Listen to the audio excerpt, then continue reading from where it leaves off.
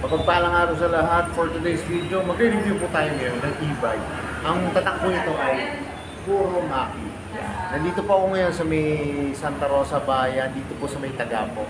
Pero pag hindi pa kayo nakasubscribe sa akin, please hit the notification bell para updated kayo sa aking mga videos. Tara mga guys, first time ko po magre-review ng e-bike, samahan niyo ako. Tara!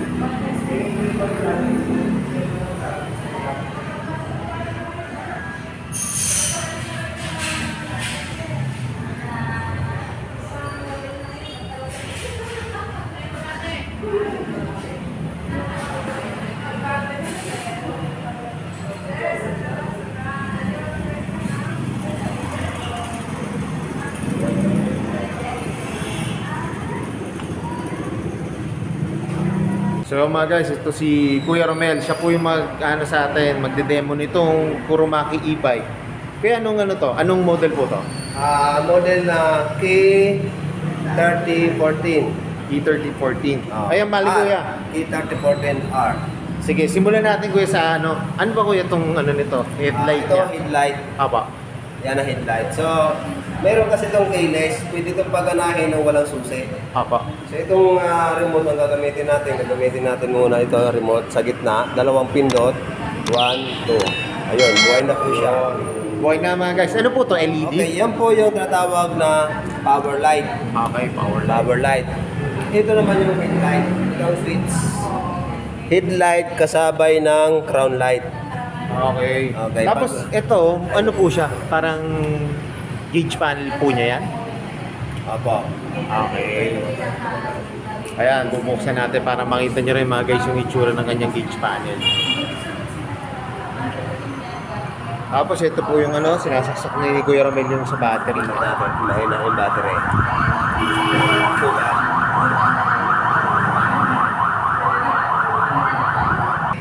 Ang battery niya ay 60 volt, 20 amperes. Dito nang galing yung controller. Ito yung pinakang terminal, connection nito ang battery. So pag binibenta yan, may sariling box yan, may battery box. Okay. Dito siya nilalagay. Yung Tapos kuya, ano tong mga ganito? Ito po yung controller. Controller. Controller, converter, alarm. Apo. Yan, tapos ito may breaker. Breaker. Pwede siyang patayin ng kahit nasa battery. Nako niya sa battery. Pinatay. So hindi siya mabubuhay. Kahit anong pindot po na. Kahit anong pindot, wala yan. Okay, wala yan. Kasi tapos pagka in-on nyo na po. kailangan mo i-on ang breaker. Yan. Okay na po siya. Ayan. Yun po yung kanyang gauge panel mga guys. Para siya may maliit na cellphone sa harap. Naka-LED siya. LED monitoring. Kaya ano ba mga function nitong itong manubela ito, niya? meron tayo dito ng signal light. Ito high and low po to, Ito high and low ng headlight. Ayan, naka-headlight siya. Tapos may crown light siya sa taas.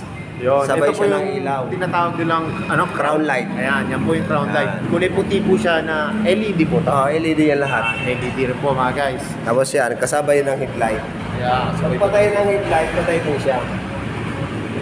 Ayan, patay din ng crown light, patay ang headlight. Ito po kuya, ano itong 1, 2, 3? Ito yung speed selector. Pwede siyang mabilis, pwede siyang medyo mabilis, at pinaka full speed. Mabilis po. Hanggang ano po pinakamabilis ito? 3. Ang pinaka full speed niya ay 42 km per hour. Ayun, 40 po na. 42 km per hour. Tapos ito po, Ito naman yung Bluetooth. Bluetooth. Ito po pa. Bluetooth mode. Yeah. The Bluetooth device is ready Dito to pair. pag-a-adjust. Pag-a-adjust ng halimbawa, meron kasing FM. Opo. FM tuner. Okay, paano may built-in radio na po siya, no? Opo. FM radio. Okay. Power off. Ito po kuya, ano Yan man? yung reverse, kaya tinawag yan na K3030, 3014R kasi may reverse cam siya. Ayun. Okay, at least may camera na po siya, no? Yan. Yan mga guys, so may camera siya pagka na-atras kayo. Pagka nag-dediretso po kayo, meron din siya. Wala na. Pagka Reverse lang siya. reverse lang yan mga guys. May, pag magre-reverse kayo, yan, meron siyang camera. Yan. Tapos pagka i-drive nyo na ulit, yan. Ayan, punta sa drive. Okay. So ito yung kanyang signal light. Meron siya sa side mirror. Ayun mga guys, yung kanyang side mirror. Yan, meron din siya sa baba. Yan. Pati Tapos sa likod meron doon, no? siya.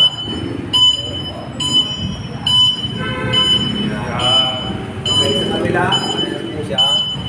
Tapos itong may fan po siya May dito eh. fan, meron din, nagagana siya. Pwede siya Ayan, no? rotate. Para pagka yung natatraffic tayo ng konti, yan, may fan tayo Pwede siya dito. rotate. Pwede siyang ipihit kung saan gusto. Okay po. Okay. Tapos po itong, nakita ko may wiper po eh. Ito po yung ito yung switch. Ayaw mga guys, yung kulay pula Ayan. doon, yan ang switch po niya. Ayan. Ayan, ganyan siya. At least pag naulan, meron tayong wiper. Yan. Tapos, So, ito naman yung kanyang busina. ayan. Yun, Magkakasama kasi yan. yun. Yan. Hindi masyadong malakas. Tama-tama Tama lang lang. yung tunog niya. Hindi nakakagulat Hindi ba? siya pang-istorbo. Ito naman, tinatawag na brake sensor. Bawat brake mo, magsisensor siya ilaw ang likod. Opo. Okay? Pag ilaw niya at pag hawak mo to, hindi to aandar.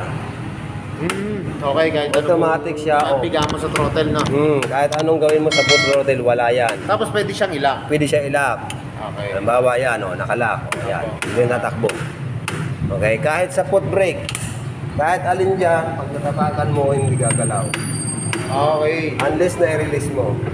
Yan. Ah, tatakbo siya, no?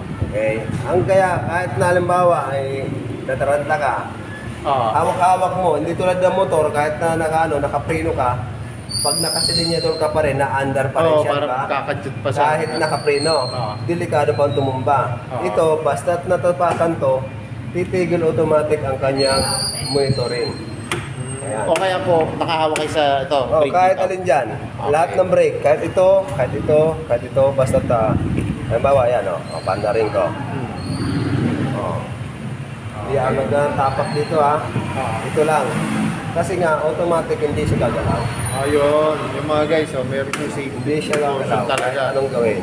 Okay. Naka-automatic sensor. Kaya minsan, nabibiktima yung ibang mga customer, nakakalak ito minsan, nakalimutan nila.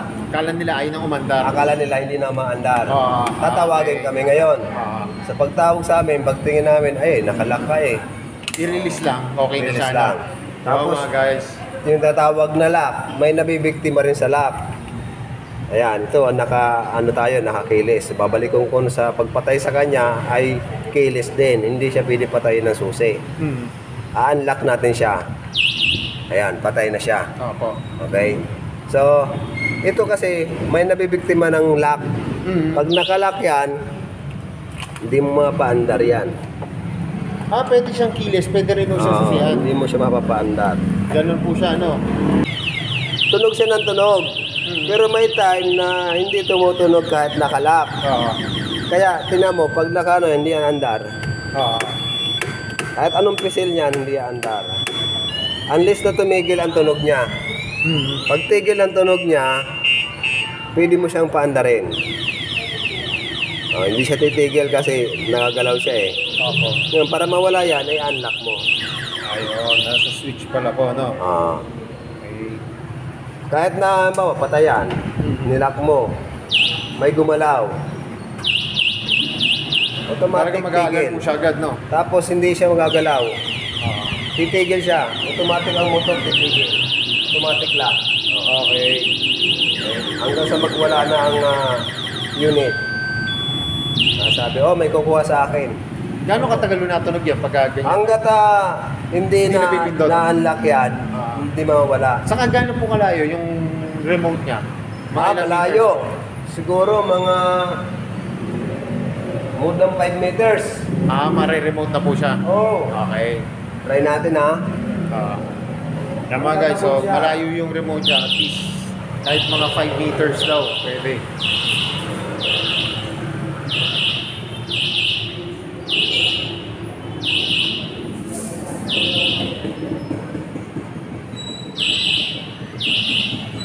Ayun, no? Kung makikita nyo mga guys, so nasa kabilang kalsada na si Kuya. Yan.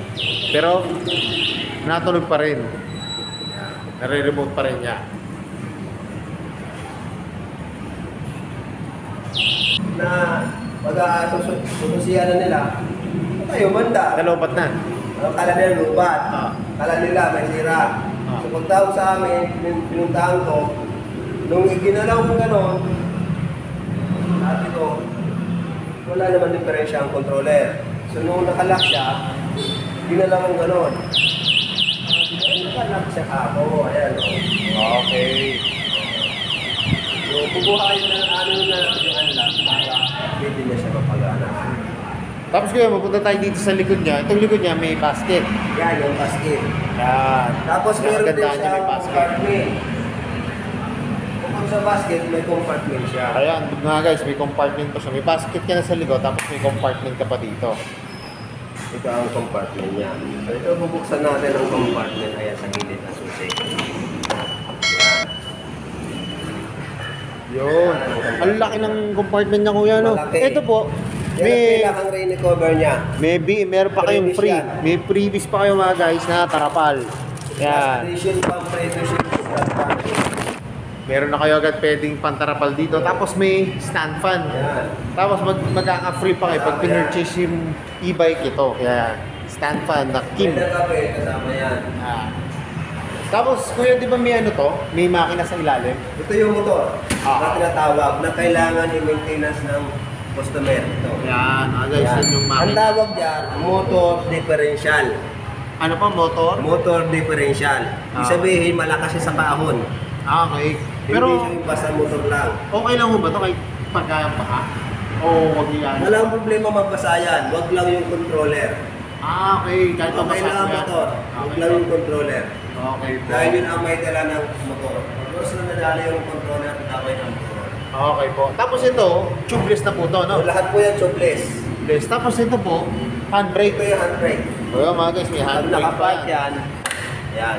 Ah, hindi siya magagalaw basta yung handbrake nyo. Kahit pa napaakyat yan, walang problema yan. Okay. Nakarit yan. Kapit na kapit yan. Tapos yung mga guys, ang ganda ng upuan nito, ang lalambot po.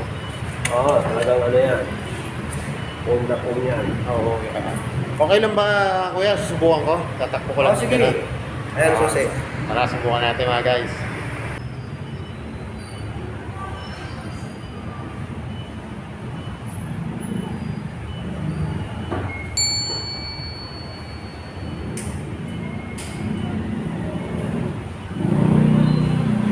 Yan. Okay. Right. Diba? Kunting tapak mo lang yan. Preno na agad yan. Reverse.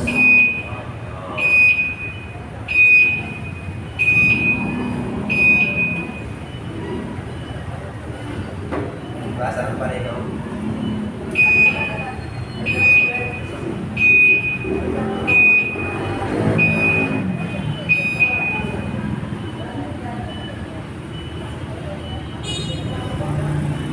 So yung mga guys, nakasakay na ako dito sa Kurumake. Yan, na e-bike.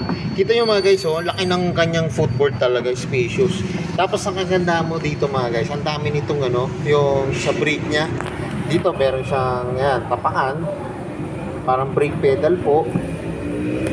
May handbrake po siya. Tapos yun nga po, yung mga brake lever po, meron po din. Yan. Tapos meron pa po siyang yung safety feature yan. Pagka pinirate yung ganyan, pinindot nyo. Yan.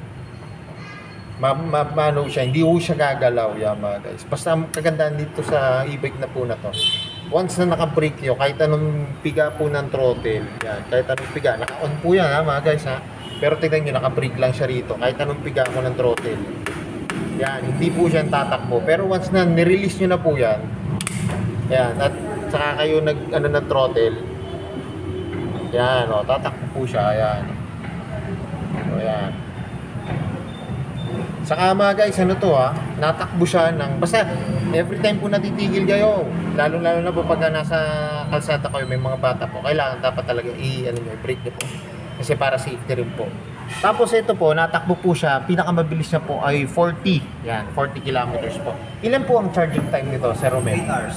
Ayun, 8 hours po ang charging time niya. Dito nyo rin po makikita pagka nag-full dito po. Dito, sa battery indicator. Okay, yun.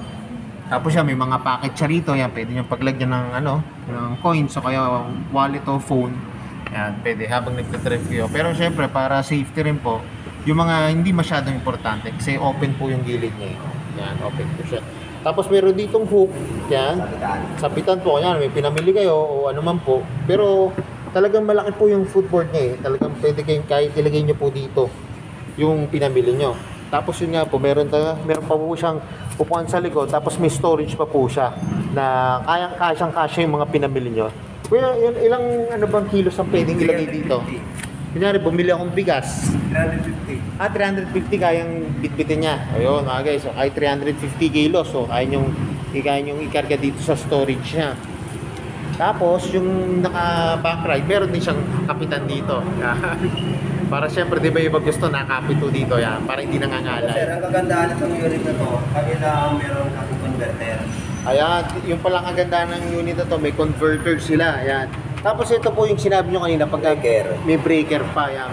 Mga guys, ito yung ingatan nyo po na huwag mababasa. Kasi ito yung buhay nitong e-bike na to Parang ito po yung ingatan po natin na huwag siyang mabasa. Kasi yung makina po sa ilalim, okay lang po yun, Okay lang po, walang problema yun, kahit na, Huwag lang po talaga sobrang baha.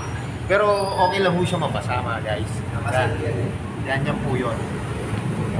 Tapos kita nyo naman ang design nito, ang ganda po ng mga decals niya. Ayan, cool, puro make. Yan. Tapos kuya, anong mga kulay nito?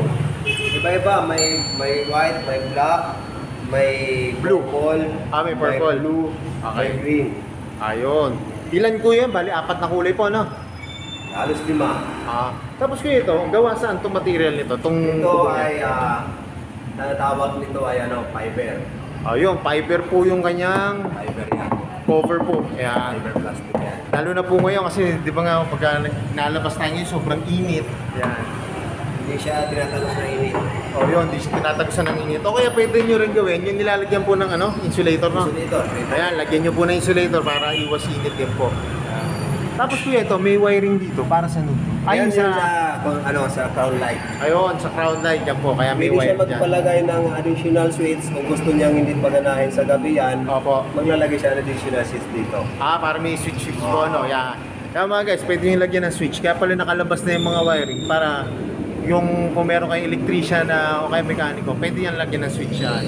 Para pag natakbo kayo, hindi na automatic na ilaw. Kulang sa technician ng Kuromake.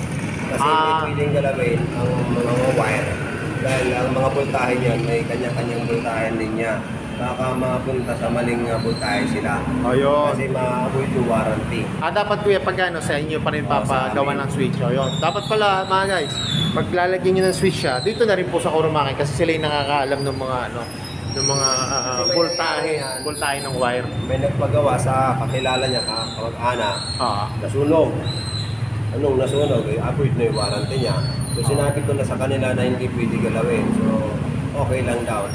Pag masira, bibili na lang. Pagka po ba pinagalaw sa iba, mawawala po yung... Mawawala warranty. Ayun mga guys, pagka pinagalaw nyo sa iba, dapat sa Kuromake, mga technician sa mga mekaniko. Kaya halimbawa, nasunog yung wire. Yung pinakang main wire kasi niya, isang buo yan. Isang buo yan. Sunog daw yan. Lahat yan. Okay. So papalitan yun. Eh kung yun ay human error na tinatawag, pinakialaman nila nang wala kaming informasyon at hindi sa amin approve, automatic charge na sa kanila yon. Okay. Magbabayad sila ngayon ng labor, pati ng mga material. Ganun ang mangyayari ko. Tapos mga guys, may susi siya, tapos meron din siyang remote. Yan. Susi at remote po siya. So yung mga guys, Kuya Romel, baka may shoutout po kayo. Isa-shoutout ko lang po ang mga grupo ng Kuromake e-bike. Lahat ng mga brands. Okay. Magsimula dito sa Laguna hanggang sa Cavite. Kuya, pag taga Santa Rosa ako, saan ko ba matatagpuan yung branch nyo? Ano ba rin nakita to? Santa Rosa Bayan, sa Bay LM. Tapat po siya ng ano to? Tapat ng ALS. ALS po. ALS. Okay. Tapos ang landmark niya po, meron siyang 7-Eleven o Maglito. Pinakaya 7-Eleven or Migazon. Tapos, Levant Business. Yan. Business building po, no? Apo. Ayun. Tapos ngayon mga guys, yan ang available niya ngayon, puti. Tapos yung kulay black po, ibang design po yan, no? Ibang series po, ibang unit, no? 3012. Ano po siya? 3012 unit. 3012 yan. Mapapansin nyo naman yung headlight niya, magkaiba ang design. Tsaka yung design. Oh, yan. Mas Pero yung mga ma-tipo to, no? function niya, isa. Okay po. Function niya, isa. Isa rin ang motor niya, pati ang controller. Halos nalapit lang ang motor. Battery niya parehas din, 60 volt din. Okay po. Parehas lang yan. So yung mga guys, kung malapit lang din po kayo dito sa may Santa Rosa Bayan, pasyalan nyo na itong Kurumaki para makita nyo ng actual tong unit. Kasi mas ma-appreciate nyo siya pag makikita nyo ng actual yung unit. Pero mga guys, alam ko, ito yung naabangan nyo, magkano ba ngayon yung presyo nitong Kurumaki na to? Tara, tignan natin yung price. So yung mga guys, nung na-review natin, ano po siya, K3014, yan po yung code niya. Naka-promo to mga guys, bali ang presyo niya po ay 52,800. Pero hanggang September 30 lang po ito. Pagka po tapos ng September 30, babalik na po siya sa kanyang regular price. Tapos yan po yung kanyang specs po. Ayan, may nakalagay naman po sa kanyang brochure. Tapos mga guys, marami rin itong unit na available. Kagaya po niya, K3012, yan po presyo, 43,800. K3015, yan, 39,800. Tapos mga guys, may mga iba kasi not available. Yan, mga not available pa siya. Tapos ito po, meron dito yung K1028, 46,800. Yan, iba po yan. K30, K2002, yung mga single po yan. Yan na po yung mga single. May isa po ditong single, ayan o. Yan po yung design mga guys. Yan yung design ng single po nila. Ayan. Tapos ito po yung isa, yung K404C, 53,800. Yan. Kaya kung malapit lang din po kayo dito sa may Santa Rosa Bayan, pasyal na po kayo dito at i-assist po agad kayo ni Kuya Romel at ni Ate Elaine. Ayan. Tapos mga guys, ang requirements pala rito, basta punta lang po kayo dito kasi ang Kurumaki po, nag-ano po sila cash. Pero kung gusto nyo po ng installment yan, mag-home credit po kayo. Tapos sa home credit po, ang kailangan po pala ay isa pong valid ID po. Yeah. Tapos yung kanyang home credit app, dapat nyo pong i-upload. Yan, para ma-avail nyo po. Yung sila na po magbibigay na requirements sa inyo. Kaya kung malapit lang kayo dito, pasyalan nyo na to mga guys ha. Yan. Para siyang glossy na white po eh. So yun mga guys, hanggang dito na lang. Kung di pa kayo nakasubscribe sa akin, please hit the notification bell para updated kayo sa aking mga videos. Salamat nga pula dito sa may Kurumaki, sa may e-bike po dito, sa may Santa Rosa Bayan. More sales to come. At shoutout nga po pala sa may SM Calamba, yung aking mga co-employees dyan. Shoutout po sa inyo. Ingat po kayo palagi dyan, lalo na po ngayon yung paibay po ko panahon. At gaya na lagi sinasabi, ingat po palagi, ride safe always, and God bless po. Abangan nyo po yung mga susunod yung videos at palagi share lang po. Bye-bye!